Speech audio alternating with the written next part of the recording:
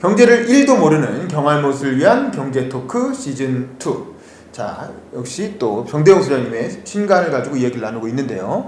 자, 이제 그 성장과 일자리 해법은 있다. 예. 그 해법이 뭔지에 대해서 얘기를 좀 해야 될 시간인 것 같아요.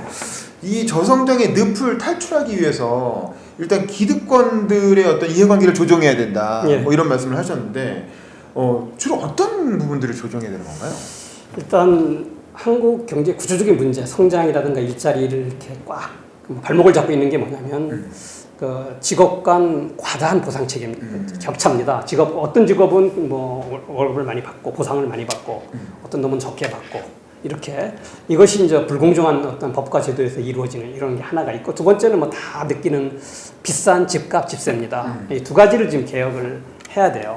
근데 이제 우리 이제 보상 체계 문제는 우리나라는 민간 부분은 뭐 자기가 이렇게 일한 만큼 또는 뭐 노력한 만큼 받는 게 대부분 시장에서 결정이 되니까 문제가 적은데, 공공 부분은 그냥 이게 월급이 법이나 제도에 의해 결정돼 있잖아요. 그렇죠. 그 부분이 우리는 굉장히 많다. 뭐 공무원 수준뿐이 아니라 공기업도 있고, 금융기관도 거의 우리나라는 공기업, 공공 부분도 있고, 의사도 뭐 사실은 거의 보수가 대부분 의료보험 재정에서 나가는 거기 때문에 그렇죠. 공무원 부분으로 봐야 되거든요. 이런 부분들이 보수가 너무 많은 거니까 여기를 어떻게 줄일까? 그래서 가장 중요한 방법은 공무원은 숫자를 늘리면서 보수를 낮추는 거, 특히 신규 채용부터 하는 거고, 의사는 지난번 문재인 정부가 잠깐 하려고 했던 거죠. 하다가 이제 못한 거, 의사 수를 늘리는 거고, 뭐 그다음에 금융기관도 마찬가지입니다. 금융기관도 새로운 은행들을 계속 좀 늘려가서 좀 늘리는 거고, 이렇게 가능한 경쟁, 시장 원리를 적용을 통해서 이게 뭐 강제로 낮추는 것보다는 자연스럽게 낮아지는 그런 방식으로 진입 장벽을 낮춰줌으로써 예. 시장의 공급을 늘리고, 그렇게 되면 자연스럽게 보상 체계가 조정이 되는 거죠. 예. 정부가 무조건 개입하지 않더라도. 예. 그 다음에 이제 중요한 게 이제 비싼 집값 집세 그렇죠. 문제입니다. 이게 아주 가장 큰 문제인데, 뭐 문재인 대통령께서 뭐 취임 초기로 집값을 낮추겠다고 했는데 그건 이제 거의 물 건너갔다고. 그러려면 집값 절반은 폭락시켜야 되는데 뭐 불가능하겠죠. 그 꿈이 이루어지기를 기대하는 사람도 있는 것 같은데, 저도 뭐 그게 이제 이루어졌으면 바라는 사람인데 그게 뭐 불가능할 것 같고요. 그러면 어떻게든지 지금 이걸 조금이라도 더 이상 오르지 않고 조금씩 낮아지게 해야 되느냐 하면은, 첫 번째는 결국은 기본적으로 좋은 양질의 주택이 공급이 꾸준히 돼야 되고, 그런 기대가 시장에 있어야 됩니다. 근데 그것을 못한 거죠, 초기에. 그러니까 지금은 뒤늦게 이제 작년인가에 뭐 시작했는데, 네. 그게 이제 뭐 저항이 있죠. 왜냐하면 과천에다 집 지으려고 하면 과천에 집 가진 사람들 반대하는 그렇죠. 거고, 용산은 난리도 아니에요, 거기 가보면. 그러니까 이건 이상한 거잖아요. 그렇죠. 이게 다 기득권층에 양보를 안 하는 거죠. 그러니까 이것을 정권 힘 있을 때 설득해가면서 했으면 지금쯤은 뭐 좋은 지역에 이제 집들이 공급이 될 겁니다. 그래도 힘들더라도 지금 포기하지 말고 일단 공급은 해야 된다. 그 방향은 맞는 것 같아요. 도심에 뭐 이렇게 좀 고층 져서 주거하고 일자리하고 근접하게 뭐 짓는 거, 역세권에 짓는 거, 이런 거 계속 하시면서, 두 번째는 이제 이 부동산 제도를 좀 단순하고 투명하게 만들어야 됩니다. 너무 복잡해요. 뭐 이게 복잡한 게 이제 땜질 처방을 해서 그런데, 그리고 또 하나는 부동산에 특혜를 계속 주면서 특혜를 안 주는 것처럼 이렇게 보이려다 보니까 더 제도가 복잡한 것 같아요. 그러니까 이런 문제도 좀 해결하면서 단순하게, 뭐 보유세 제도 단순하게 바꾸고, 그러면 아마 제가 볼 때는 종부세 문제도 별 필요 없을 것 같아요. 하고 또 보유세를 단일 세율로 해서 세율을 높여 나가면 굳이 종부세라고 해서 따로. 네, 그렇죠. 그렇게 없겠다. 해도 되고, 이제 네. 우리가 보유세를 많이 매기는 것 같이 세율은 높지만은 보유세를 적용하는 가격이 굉장히 쌉니다. 뭐 공시지가도 있고, 뭐 시가가 있으면 공시지가로 한번 낮춰주고, 거기서 공시지가에서 또 뭐 공정시장 가격 비율이라는 게 있어요. 그걸로 한번 또 깎아서 줘요. 이런 거 없애고 그냥 시가에 뭐 세율을 곱해서 한다. 그리고 세율은 몇 퍼센트 이게 비싸다고 느껴지면, 높다고 느껴지면 낮춰주면 되니까, 이런 식으로 해서 투명하게 누구도 집값이 올라가면 세금을 더 낸다. 근데 지금은 뭐 집값이 올라가서 세금을 더 내는 게 아니고 공시지가가 올려서 정부가 세금을 더 낸다고 생각하잖아요, 사람들이. 그건 이상한 거잖아요. 그러니까 그렇죠. 공시지가 이런 거 없애고 그냥 시가로 하고, 뭐 이미 상당 부분은 시가로 갔어요. 우리가 일부는 그러니까 뭐 양도소득세라든가 취득세 이런 건 시가 기준으로 거의 여기 세금을 매깁니다. 부과합니다. 그런데 보유세가 이제 대표적으로 공시지가에 없고, 그다음에 또 이제 가장 문제가 뭐냐면 주택 임대소득세를 거의 과세하지 않는 거죠. 이건 이미 실현된 소득인데 그러니까 이런 것을 정상화시키면 그리고 나서도 이제 부동산에 대한 가격이 계속 오른다면 아마 좀 더 강한 조치가 필요하지만 제가 볼 때는 요렇게 상식에 맞고 경제 논리에 맞는 어떤 부동산 시장이 이렇게 투명하게 되면 스스로 내가 부동산 시장도 안정될 수 있다 이렇게 생각을 합니다. 그렇군요. 그러면 부동산 부분은 그렇고 이 성장 분야에서 예. 성장이나 금융 예. 또 중소기업 지원 뭐 이런 분야는 어떤 해법이 있을까요? 일단 금융부터 얘기하겠습니다. 네. 금융이 이제 참 중요한데 우리나라에서는 관심이 없죠. 특히 뭐 노무현 정부 이후 금융에 대해서 노무현 정부 때는 조금 뭐 동부가 뭐 그때 조금 관심이 있었던 것 같은데 그렇죠. 그 뒤에는 뭐 전혀 관심이 없었던 것 같아요. 금융은 이게 하나의 산업으로서 의미도 있고요. 금융도 하나의 산업이거든요. 일자리나 그렇죠. 부가가치를 만드는 또 하나는 그게 이제 실물을 아주 잘 돌아가게 지원하는 그런 기능이 있습니다. 그러니까 두 가지인데 금융은 우리나라 금융은 사람들이 낙후되어 있다 이런 말 많이 쓰잖아요. 금융 사람이 낙후되어 있다, 경쟁력이 없다. 뭐 한국의 이제 실물 쪽에 제조업이나 이런 데는 보면은 뭐 삼성전자도 있고 LG화학도 있고 현대자동차 있는데 금융은 그런 게 없잖아요. 그렇죠. 해외 세계로 뻗어나간 뭐 우리은행 이런 거 없잖아요. 세계에 나가면 막 그냥 뭐 형편없어요. 모르잖아요. 그러니까 금융 산업이 그런데도 이제 금융기관 직원들, 임직원들은 많이 보수를 받고 이래요. 그래서 좀 문제가 많은데. 그 문제의 핵심이 뭐냐가 제가 볼 때는 이것도 저기 그 경쟁이 없는 것, 특히 신규 진입이 없어서 경쟁이 없는 거다.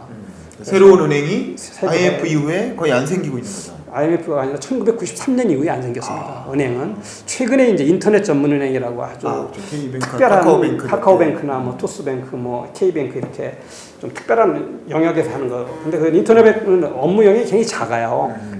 개인 대출 아주 작은 부분만 하는 거니까. 이게 뭐 미래에 더 커질지는 모르지만 제가 볼 때 미국이나 유럽의 사례를 볼 때는 더 커지는데 한계가 있다고 생각합니다. 왜냐하면 인터넷 뱅크 갖고 있는 그 자체의 한계가 있으니까. 왜냐하면 그 기업 여신하기 어렵고 그 다음에 가장 은행의 수익성이 높은 대출인 프로젝트 파이낸스나 PEF 대출 같은 걸 못하고 그 다음에 그 좀 고액 자산 관리 같은 걸 하기 어려운 거기 때문에 아마 인터넷 뱅크 전문 은행은 성장의 한계가 있을 겁니다. 그래서 은행을 좀 진짜 제대로 된 은행을 계속 좀 꾸준히 만들어내는 겁니다. 그러려면 은행 설립의 기준을 좀 완화해야 되겠네요. 지금 그렇죠. 설립 기준을 뭐 완화하는 게 아니라 그냥 설립을 해주겠다고 마음만 먹으면 되는 겁니다. 지금은 은행을 설립해도 그러니까 뭐 금융감독당국이나 정부가 허가를 안 해주는 거지 이유 없이. 그래서 다 조건에 맞춰 지금 설립 조건에 맞춰서 설립을 하겠다고 옛날에 추진한 사람들이 많이 있었습니다. 그런데 그냥 안 해주는 거예요 이유 없이. 그냥 뭐 이유라면 뭐 은행이 너무 많아지면 IMF 때처럼 이렇게 은행이 부실화됐다가 망했을 때 경제에 미치는 타격이 워낙 크니까 그거에 대한 두려움 때문에 안 한다라고 그냥 이해는 할 수 있겠는데. 근데 이제 그게 굉장히 잘못된 거죠. 왜 그러냐면 은행이 우리나라는 큽니다. 나라의 경제에 비해서. 특히 이제 국제화가 안 된 국내 시장만 굉장히 큰 은행이거든요. 은행이 작은 은행들이 많이 있을 때는 이게 충격이 와도 또 덜 위험한데 은행이 이제 숫자가 적고 우리나라는 숫자가 적고 은행이 커요. 규모는 크고. 예. 근데 그게 조그만 은행들이 많아야 돼요. 이걸 이제 좀 어려운 금융 용어로 한다면 enough small to manage라고 합니다. 그러니까 관리할 수 있을 정도로 충분히 작아야 된다 은행은. 그게 이제 감독 당국은 그렇게 끌고 가려고 하는 거고. 금융을 경영하시는 분들은 클수록 유리합니다. 왜냐하면 규모의 경제가 생기니까. 그렇죠. 그래서 은행들을 합병해서 키우려고 그래요. 그게 이제 그건 시장에서는 그렇게 돌아가는 거고 감독 당국은 가능한 자르고. 그래 그렇게 해서는 이제 큰 은행들은 뭐 독과점 문제가 있으면 자르기도 하고 작은 은행들을 계속 만들어서 이게 좀 분산시켜야 되는데 우리는 작은 은행들이 안 생겨나기 때문에 큰 은행들이 계속 커질 수밖에 없는. 그리고 나중에 이게 이제 국민 경제에 큰 짐이 될 가능성이 있다. 지금 우리 그 정치하시는 분이나 금융감독당국에 계시는 분은 내가 정치하거나 내가 담당할 때 문제만 없으면 된다. 그렇죠. 이 생각을 갖고 있는 거죠. 금융기관들은 계속 생겨나야만 지속 가능하다. 금융 시스템도 지속 가능하다. 이렇게 생각합니다. 그게 뭐 일반적인 진리라고 생각하면 됩니다. 그렇죠. 또 은행이 많아지면 그 서민 입장에서는 돈을 빌릴 수 있는 데가 많아지는 거잖아요. 금융 서비스는 늘어나죠. 돈의 공급이 늘어나는 거니까 그거는 뭐 굉장히 좋은 방향인 것 같아요. 그리고 이제 뭐 산업 정책법 보다는 중소기업을 먼저 얘기해 네. 보겠습니다. 중소기업은 우리나라는 중소기업 지원 정책이 좀 많은 편입니다. 그래서 지금 중소기업들이 중소기업 지위를 가능한 오래 유지하려고 노력을 해요. 그래서 자기도 이제 막 커지면 중소기업도 잘라요. 그렇죠. 잘라서 이렇게 분할해갖고 중소기업 지위를 하고 자기는 이제 계속 중소기업인 것처럼 회장합니다. 사장이요. 사장 몇 개 두는 회장 개월살 재벌하고 비슷해져요. 그렇게 되는데 그래서 지원은 뭐 이렇게 금융 뭐 세제 이런 지원보다는 좀 가장 큰 문제가 뭐냐면 그 대표이사 등에 대한 연대보증제입니다. 그래서 회사가 망했을 때 대표이사 개인 재산 또는 대주주의 개인 경영에 참가한 대주주의 개인 재산을 다 회사의 빚을 변제해야 되는데 이건 유한 책임이라는 주식회사 제도에 좀 어긋나는 거고 그렇죠. 한 번 실패했을 때 재기를 못 합니다. 우리나라는. 그렇죠. 개인 재산 다 털려버리니까 예. 그냥 바로 신용불량자. 신용불량 되고 이제 뭐 또 한 번 재기할 수 있는 길이 있어요. 마누라 이름으로 한번 했다가 끝까지 망하면 재기 거의 안 돼요. 그러니까 이제 그 실리콘밸리에서는 이게 투자자들이 가장 좋아하는 사람이 한 3번쯤 망한 사람이랍니다. 3번쯤 실패하고 다시 하는 도전하는 사람은 실패의 경우가 축적돼 그렇죠. 있으니까. 거기에 돈이 가장 잘 들어옵니다. 최소 2번 정도는 실패해야 돈이 모아진답니다. 첫 번째 들어오면 너는 아직 멀었다. 한번 망해보고 와라 이렇게 한답니다.